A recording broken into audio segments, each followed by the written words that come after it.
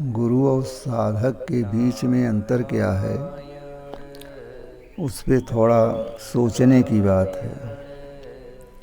लोग गुरु कर लेते हैं, परंतु साधक लोग भ्रमित हो जाते हैं।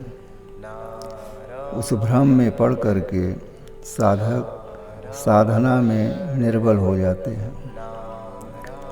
साधक हमेशा गुरु की बात को ध्यान देते हुए और उनके समकक्ष में रह करके ही साधना करनी चाहिए। साधक के लिए जब तक गुरु सही मार्गी नहीं होगा, तब तक साधना सफलता में नहीं आएगी। गुरु का काम है मार्ग को तटस्थ करना। जब मार्ग तटस्थ नहीं होता है तो साधक विचलित होने लगता है। साधक की भावना शुरू में हल्की फुल्की रहती है। मन जब इन विकारों से दूर होकर के साधना की तरफ, आध्यात्म की तरफ लगता है, तब जीव गुरु के पीछे भागता है। गुरु वो चीज़ है जो अंधकार को प्रकाशित कर दे, अर्थात अंधकार से प्रकाश की ओर ला दे, वही गुरु है। अगर गुरु इस लायक नहीं है तो गुरु करने की ज़रूरत भी नहीं है। आध्यात्म एक सरल मार्ग है।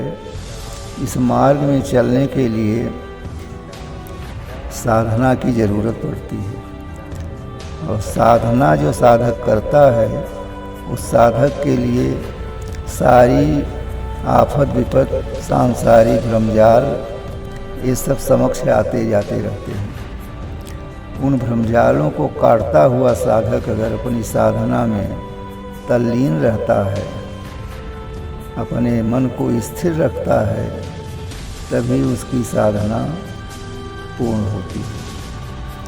साधक गुरु के वाणी को माने, गुरु सेवा करे, गुरु के कहे हुए मार्ग पर चले और अपने संस्कार को भी न भूले। जो जिस संस्कार का जीव है, उस संस्कार में उसे उस संस्कार का प्रयोग भी करते रहना चाहिए। गुरु तो केवल सार तत्व को बताएगा।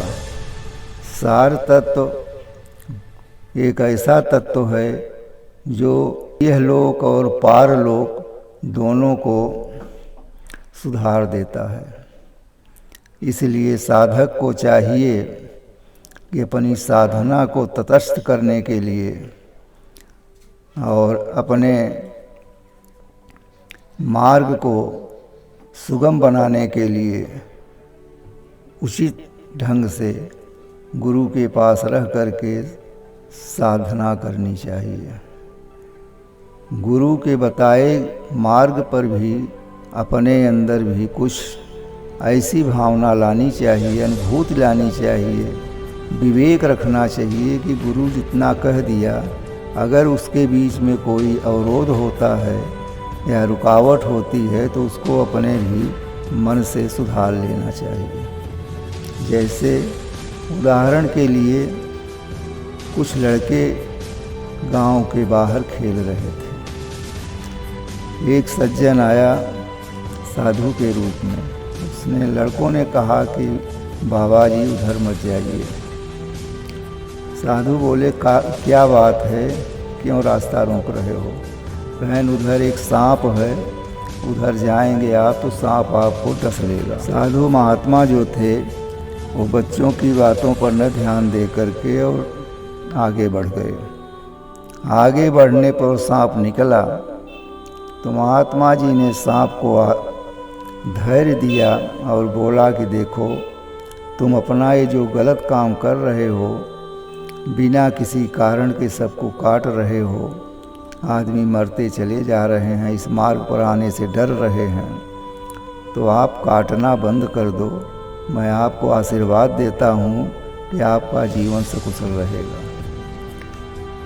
सांप ने उनकी बात को मान करके बैठ गया। कुछ दिन बाद सांप जब निकला तो जो बच्चे देख रहे थे उनके ऊपर झपटा, लेकिन काटा नहीं। तो बच्चों ने सोचा कि आज काटा नहीं है तो इसको ही हम लोग साफ कर दें। अधमड़ा करके छोड़ दिया। सांप अपने बिल में चला गया किसी तरीके से। 6 महीने के बाद जब महात्मा जी आए तो आवाज़ दिए तो सांप निकला। तो रोने लगा सांप कि प्रभु, आपने जो मार्ग बताया उस मार्ग में तो हमारी देखिए ये दशा हो गई है।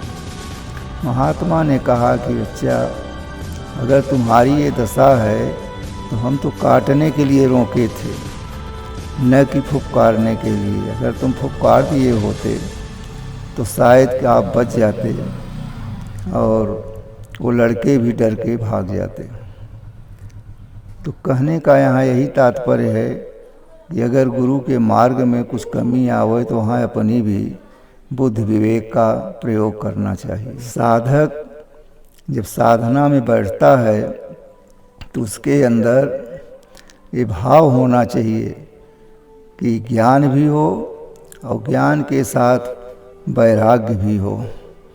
जब वैराग्य नहीं उसका उदय होता है तो उसको गुरु की शरण में जाना चाहिए और गुरु के ही मार्गदर्शन में रहना चाहिए। साधक का यही पूर्ण अवस्था है और गुरु का साथ ही उनका लाभदायक है। इन्हीं शब्दों के साथ वाणी को विराम।